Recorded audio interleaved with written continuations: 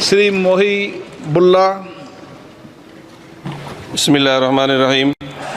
जनाब सदर, मैं आपकी तवज्जो इस तरफ चाहता हूँ आपके माध्यम से कि मैं वाहिद आदमी हूँ इस सदन में जिसमें वन मैन कमेटी आपके द्वारा बनाई गई सरकार के, और मैं उसमें पेश हुआ 123 प्रॉपर्टी में।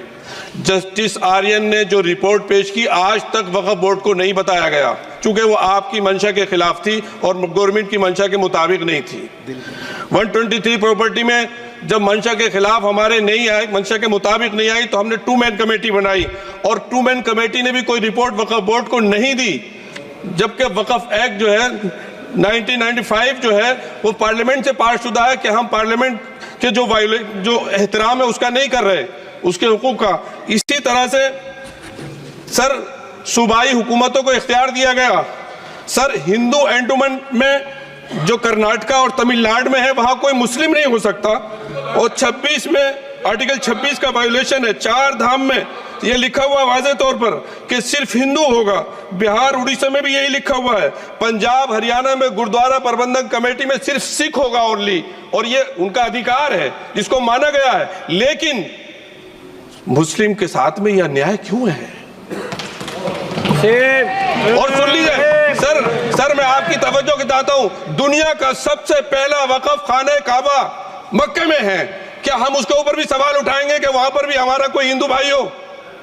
हम अपने वकार को, अपनी इज्जत को, अपने मुल्क की, अपने शान को, अपने संविधान को खुद अपने पैरों तले रौंद रहे हैं। और वक़्फ़ एक मुसलमानों का मजहबी अमल है, एक मजहबी फरीजा है। इससे उनको महरूम कॉन्स्टिट्यूशन के जरिए से भी कोई ताकत नहीं कर सकती। सर ये हम बहुत बड़ी गलती करने जा रहे हैं जिसका खमियाजा हमें अभी नहीं सदियों तक हम भुगतते रहेंगे, क्योंकि हम खुद अपने कॉन्स्टिट्यूशन को, संविधान को, उसकी पामाली कर रहे हैं। अगर हमें इस सिलसिले में मैंने सर पूरा मैंने उसको मध्यम से पढ़ा है, और मैंने पूरी 40 तरामीम जो उसमें गलत है उसको लिखकर जो है वो मैं लेकर आया हूँ। सर इसके जरिए से सरकारी अमले को बाज़ाब्ता तौर पर यह हक आखिर तो कलेक्टर को दिया जा रहा है, सर्वे कमिश्नर के इख्तियारात खत्म किए जा रहे हैं। आखिर सर्वे कमिश्नर भी तो गवर्नमेंट ऑफ इंडिया का होता है। सर ऐसे कैसे कर सकते हैं हम? और फिर सर उसमें मेरे मजहब के मुतालिक चीजें हैं तो वो कैसे कोई दूसरा तय करेगा? क्या कुरान में क्या लिखा है, फिक़ा में क्या लिखा है, इस्लाम में क्या लिखा है, ये आप तय करेंगे या मैं तय करूंगा? सर इससे हम मजहब में दखल अंदाजी कर रहे हैं, इंटरफेरेंस ऑफ द रिलीजन कर रहे हैं। सर इस तरह के कवानीन से मुल्क की शाख को नुकसान पहुंचेगा।